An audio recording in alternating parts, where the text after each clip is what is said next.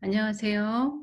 상업공간 디자인 2주차 수업 시작하겠습니다. 지난주에 상업공간의 다양한 유형을 좀 살펴보았었죠. 이익을 더 추구를 하는지, 상업적인지, 비상업적인지, 아니면 좀 더 사적인 공간인지, 공적인 공간인지에 대한 분류의 여러 가지 상업공간 디자인이 다양하게 소개되었었죠. 하지만 이번 학기에 여러분들이 좀 더 그중에서 좀 한정적으로 선택해서 다룰 상업 공간은 판매 공간과 식은 공간입니다. 어 각각 정해진 브랜드 조사를 하겠지만 어 기본적으로 상업 공간 중에서 판매 공간과 식은 공간에 대한 이론적인 내용, 즉 공간의 기본 구성이 어떻게 되어 있나, 그 기본 구성에 해당하는 각 공간들은 어떠한 특징과 개념이 있는가, 왜 필요한가 등이 설명이 될 것입니다. 그래서 2주차 수업에서는 우선 판매 공간에 대한 내용을 설명하고요.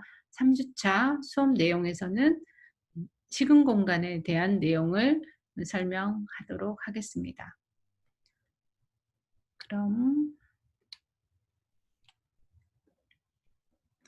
상업공간 디자인 전체 수업 진행에 대해서는 지난주에 설명했어요. 그래서 참고로만 잠깐 보고요. 음 전체 진행에서 여러분들이 이번 주와 다음 주 2 주차, 3 주차에 걸쳐서 이론적인 내용, 판매 공간과 시공 공간에 대한 설계 지침 내용을 이 수업 녹화본에서 듣고요. 그리고 브랜드 분석이나 트렌드 분석, 소비자 분석, 경쟁사 분석, 상품 분석 등등 그 외에 또 다른 필요하다고 생각되는 내용이 있으면 조사를 해서 4 주차에 우리 전체 음 그 팀별 발표가 있죠. 거기에서 이런 리서치란 이제 조사죠. 다양한 조사와 분석을 통해서 그럼 우리는 대략적으로 디자인 방향이나 전략을 이렇게 설정을 하겠습니다라고 발표하는 내용이 4 주에 정해지게 되겠습니다. 그리고 수업 활동에서는 4 주에부터는 그 분석된 내용을 바탕으로 여러분들이 사이트를 정하고 또 층별로 또는 전체 층별의 각 세부적인 공간 프로그램 구성도 정해야 할 것입니다.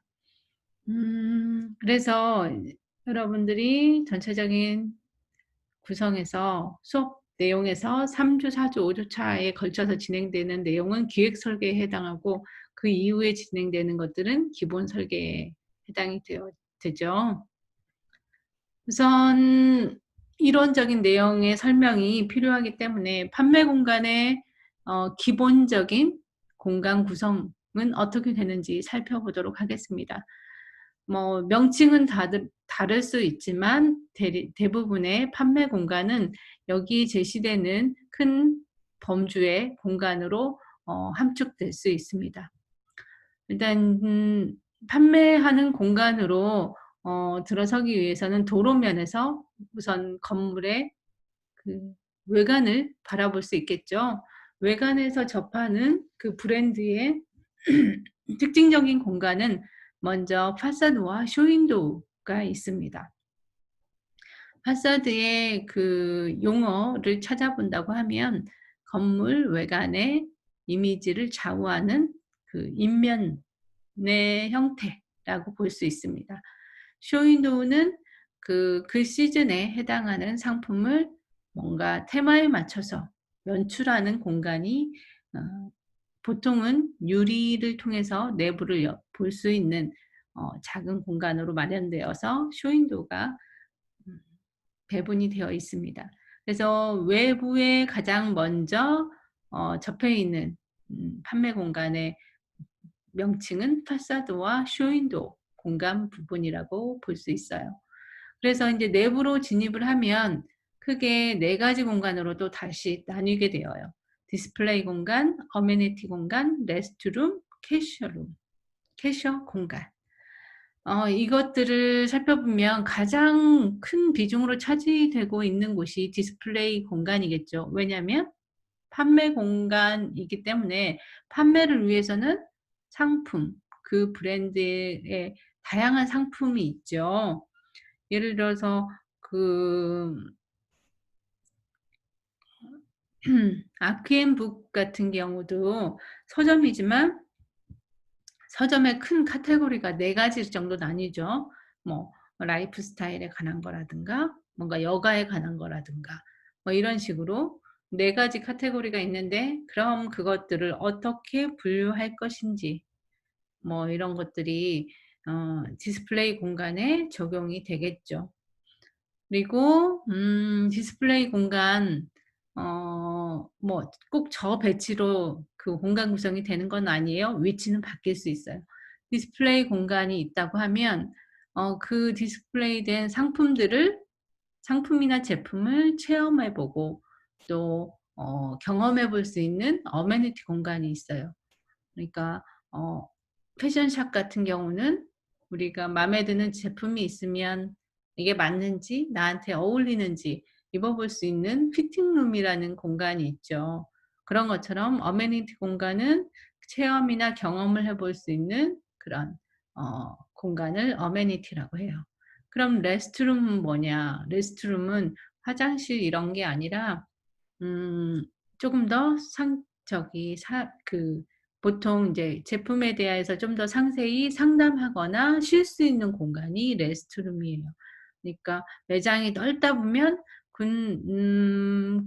좀 작게라도 뭐 의자나 벤치가 배치된 경우도 있죠. 그리고 어 그 혼자 가는 게 아니라 여럿이 가면 어떤 사람은 잠깐 이 내부의 판매 제품들을 오래 보다 보면 뭐 이렇게 잠깐 앉아서 기다릴 수도 있고 뭐 하는 공간이 필요하죠. 그래서 레스트룸 이거는 인제 쉬는 공간이가 휴식을 위한 공간이거나 상담을 위한 공간으로 생각하면 되겠어요.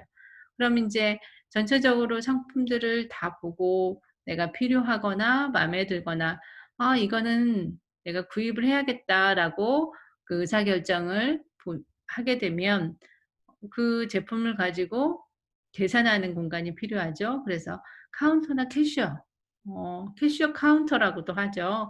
그래서 이 계산하는 공간이 필요해요. 그래서 그 직접적으로 상품을 판매하거나 간접적으로 상담을 통해서 판매가 이루어지는 공간이 이 내부 공간의 아 부분이죠.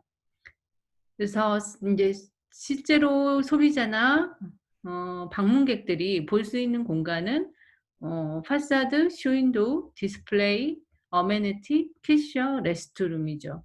그리고 그 공간 보여지는 공간 외에 보이지 않는 공간도 따로 있기도 해요. 예를 들어서 매장 내부에 상품을 전부 다 그 보관할 수 놓을 수 없 인제 시각적으로 보관해 놓기 좀 좋지 않다 하는 경우에는 창고에 차곡차곡 쌓아서 물품별로 정리를 해 놓는 공간이 필요하죠. 그래서 창고 공간이 필요하고요. 또 매장의 면적이 조금 더 여유롭다고 하면 그 스텝이나 인제 사무 관리자가 일할 수 있는 공간이 별도로 마련되어 있으면 쪼금 더 편리하겠죠. 그 부분 스토리지와 매니저의 앤 임플로이의 그런 그 스텝 오피스는 숨겨진 부분의 공간으로 보통은 매장 맨 안쪽이나 아니면 좀 코너에 뭔가 디스플레이하기 좀 음 적절하지 않은 그런 공간은 이렇게 서비스 공간으로 제공을 해 놓기도 해요. 이 외에 직접적인 판매와는 연관이 안 되지만 판매 공간의 넓이가 넓다고 하면 방문객을 위한 화장실이나 이런 공간도 넣을 수가 있겠죠.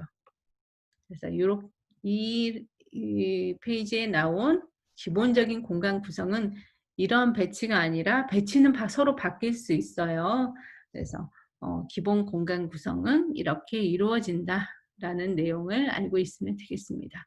그래서 이것에 따라서 기존의 판매 공간 사례 분석을 어떻게 면적 배분이 되어 있는지, 파사드 공간은 어떤 디자인적인 특징이 있는지, 쇼윈도우 부분은 시즌별로 어떻게 지금 진행이 되었었는지, 그리고 가장 중요한 상품이 진열되는 디스플레이 공간은 뭐 주출입구부터 어떤 상품군으로 지금 연출이 되어 있는지, 이런 것들을 좀 더 면밀히 구체적으로 분석을 해보면 본인이 또 자기가 만들고 싶은, 계획하고 싶은 새로운 판매 공간에 적용을 이제 좀 더 한 단계 더 업그레이드 된 방향으로 진행을 해볼 수가 있겠죠.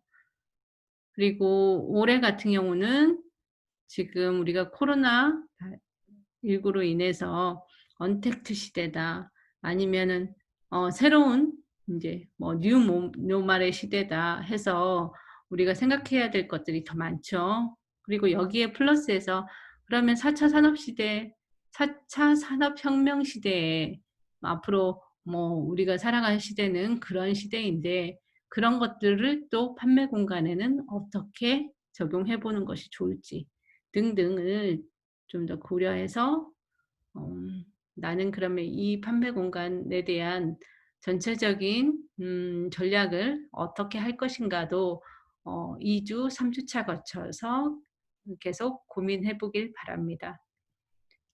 그럼 먼저 판매 공간 구성 요소를 간략히 살펴보았고, 그 중에서 각각 부분별로 좀 더 상세히 공간의 사진 이미지와 함께 살펴보도록 하겠습니다.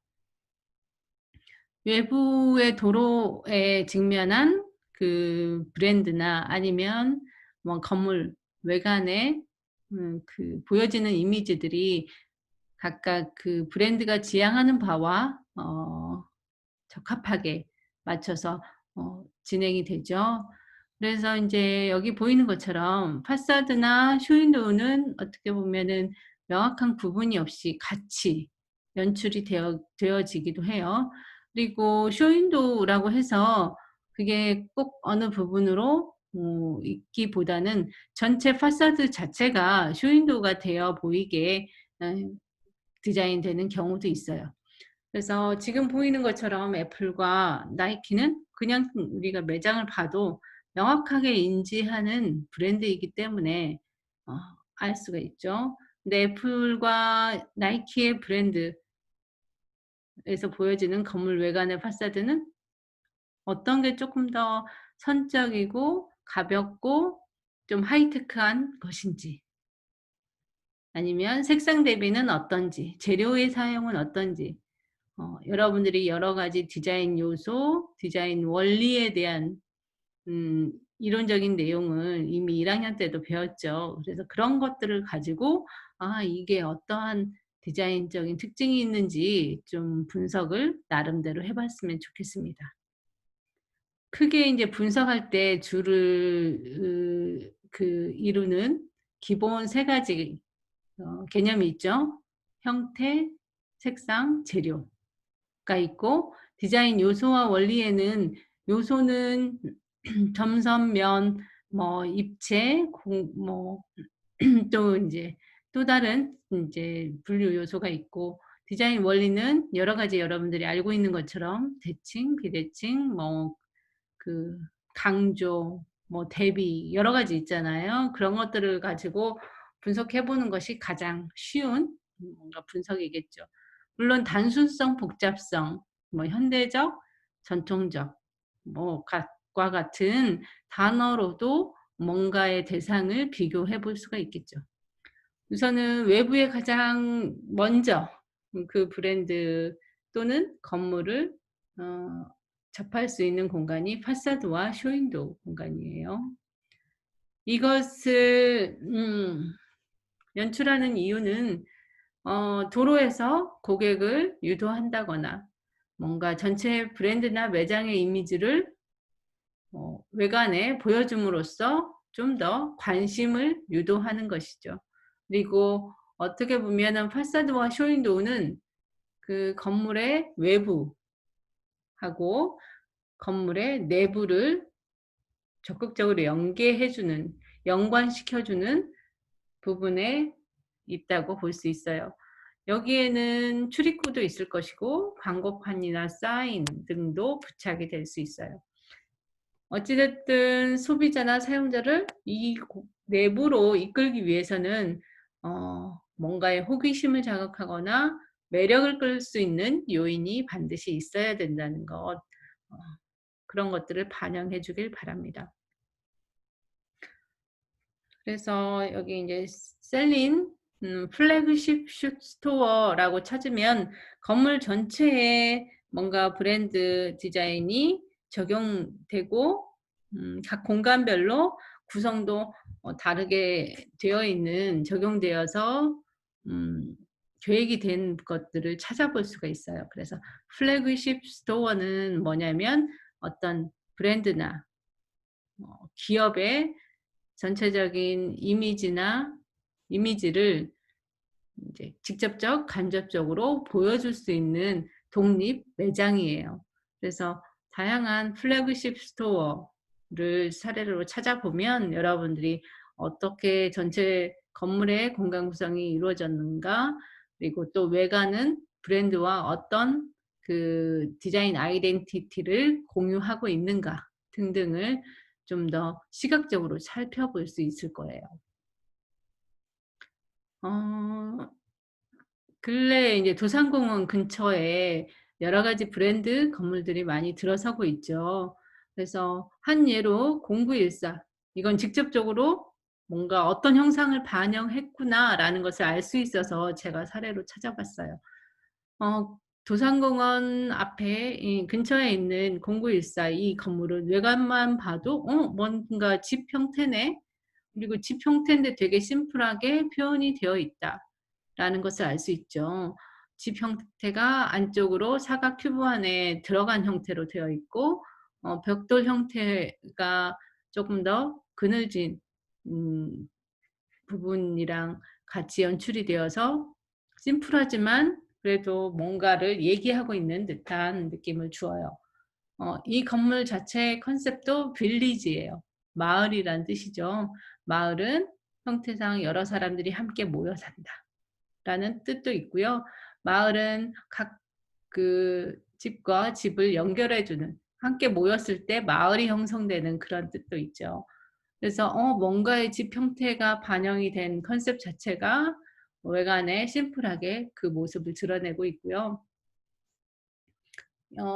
이곳의 디자인 자체도 어떻게 보면은 막 복잡한 형태, 섬세한 형태보다는 뭔가 묵직하게 화이트와 레드, 벽돌의 레드가 어 단순하게 처리되어서 좀 더 명확하게 건물이 인지되는 것을 알 수 있죠. 이곳은 가방 만드는 브랜드에서 본 인제 새로 건물을 신축하면서 샵과 또 뭔가의 체험을 할 수 있는, 그리고 작가나 디자이너와 콜라보레이션 할 수 있는 여러 그 공간의 프로그램을 이 건물 안에 함께 담았어요. 그리고 신제품이 출시되었을 때 뭔가 계단을 통해서 그 새로운 신상품을 소개하는 간단한 인제 패션쇼도 열릴 수 있게 인제 만들어진 건물이에요.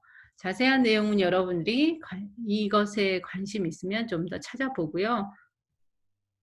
인제 그 플래그십 스토어 찾다 보니까 도산공원 근처에 있는 아모레 퍼시픽의 이제 화장품 브랜드 중에서 설화수가 있죠. 설화수의 이 건물은 디자인은 그 네리엔 후라는 중국의 건축 인테리어 디자이너가 설계를 했어요. 전체 건물의 컨셉은 아름다움을 밝히는 등불, 랜턴. 인제 동양 랜턴 하면은 약간 금속과 유리로 된 일반적인 이게 조명등 형태의 가운데에는 촛불 모양의 뭔가의 그 빛 과 빛 그 빛이 비친 광원이 들어있는 형태인데 어 낮에도 이 건물에는 가운데에서 건물 뭔가 안쪽에서 새어나오는 빛이 보여지는 이미지를 주고 있어요. 그래서 랜턴을 은유적으로 표현한 건물이라고 볼 수 있습니다. 그리고 인제 설화수가 보통 인제 일반인들에게 인지되어 있는 이미지는 쪼끔 더 골드의 인제 좀 뭐라고 하나 고급스러운 아모레 퍼시픽 이제 브랜드로 인식이 되어 있어요. 아모레에서 만들고 있는 화장품 브랜드들이 여러 개 있잖아요. 아이오페도 있고 또 이제 좀 젊은 층을 겨냥한 브랜드도 있고 설화수 같은 경우는 쪼끔 더 이제 연령층이 있고 이제 가격이 쪼금 더 높다 보니까 좀 고급스러움을 지향을 하는 이제 화장품 브랜드로 자리를 잡았죠. 그래서 인제 그런 고급스러움을 황동의 플러스로 인제 가느다란 수평 수직의 그런 금속 부재들이 1 층부터 4 층까지 관통하여서 수직 메스 수직적인 구조물이 인제 연관성을 주고 설치되어 있어요. 이제 옥상에 루프탑까지. 인제 그래서 인제 그런 것들이 어떻게 적용되어 있나 여러분들이 한번 찾아보고요.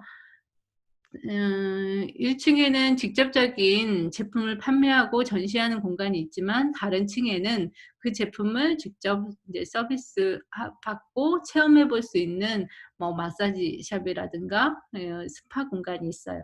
그런 것들은 제품을 직접 파는 거는 아니지만 간접적으로 체험하 볼 수 있음으로써 뭔가 서비스를 판매하는 공간으로 인제 만들어질 수 있는 것이죠. 서점 예를 하나 더 들어 볼게요. 서점은 인제 이 사례는 중국에 있는 중국 상하이에 있는 서점인데요. 전체 큰 고층 건물 안에 들어있는 넓은 면적의 한 층의 일부분을 차지하고 있는 서점이에요. 근데 형태상 이런 다양한 형태들도 나올 수 있다는 점에서 찾아봤습니다. 뭐 한 층에 북콘서트나 작가와의 대화를 할 수 있는 이제 오른쪽 상단에 공간도 있고요. 거기에 인제 콘서트도 열릴 수 있겠죠. 그리고 왼편에 보면 책을 그냥 진열해서 "신간이 나왔어요." 하고 소개할 수도 있지만 정말 우리가 미술관에 가서 볼 수 있는 전시 공간처럼 왼쪽 하단에 있는 공간이 만들어지기도 했어요. 나머지는 약간 이게 고층 건물 높은 층에 있다 보니까 약간 구름 속을 걷듯 책을 읽는 그런 공간으로 하얀색 곡선이 있는 공간으로 상품 진열 공간이 마련되어 있습니다. 그리고 검정색으로 된 지금 가운데 하단에 있는 공간은 책과 관련된 굿즈들이 요즘 많이 나오고 있죠. 그걸 굿즈들을 진열해 놓고 사람들이 뭔가 전시 제품처럼 보고 나 실제 그 굿즈는 이제 카운터에서 구입할 수 있는 것으로 지금 계획이 되어 있어요. 나머지는 인제 구름 속에 산책하듯 여유롭게 보는 인제 서점, 여유롭게 책을 보는 서점이 컨셉이어서 그 차를 마시면서 실제 책을 볼 수 있는 공간도 그 컨셉과 연관지어서 연출되어 있습니다. 이곳은 자라홈 우리 인제 인테리어와 관련된 소프트 제품들을 판매하는 브랜드 계획이 있어서 참고로 헤르메스의 그 인테리어 뭐 텍스타일이나 인테리어에 넣을 수 있는 라이프스타일 편집 제품들이 그 음 공간에 연출되어서 판매되는 공간을 찾아봤습니다. 여기는 파리에 있는 샵이고요. 어 여기 인제 평면도를 보면 커다랗게 어떻게 보면은 섬세하게 되게 특징적인 인상을 주는 나무 그 나무가 엮여진 형태로 뭔가 타원도 아니고 그렇다고 원 형태도 아닌 것이 자연스럽게 유연한 곡선을 이루어서 상부로 갈수록 점점 좁아지는 그런 오브제적인 우드 구조의 형태가 3개 있죠.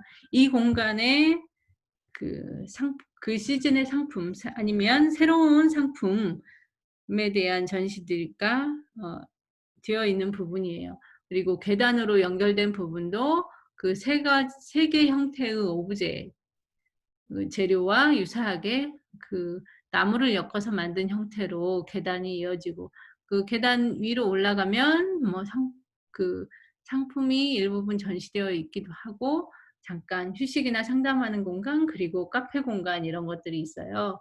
그래서 이제 이런 도면도 찾아볼 수 있으면 '아, 이런 형태의 크기구나.'라는 것을 한번 가늠해 보면 좋겠습니다. 에르메스 매장이 홍콩에 있느냐 또 암스테르담에 있느냐에 따라서 외관이나 내부의 디자인이 모두 달라요. 왜 그러냐면 뭐 도심지에 있으면 그 위치에 올 수 있는 뭔가 소비자군이 다르고, 또 그 나라의 특징, 주변의 뭔가 건물의 특징 등을 반영해서 디자인되어야 되기 때문이죠. 홍콩에 있는 매장은 주변이 조금 더 고층 건물이고 중심지에 있기 때문에 좀 더 현대적으로 디자인되었고요. 근데 선적인 느낌으로 디자인된 것이 확연히 우리 눈에 포착이 되죠. 반면에 암스테르담에 있는 에르메스는 어때요?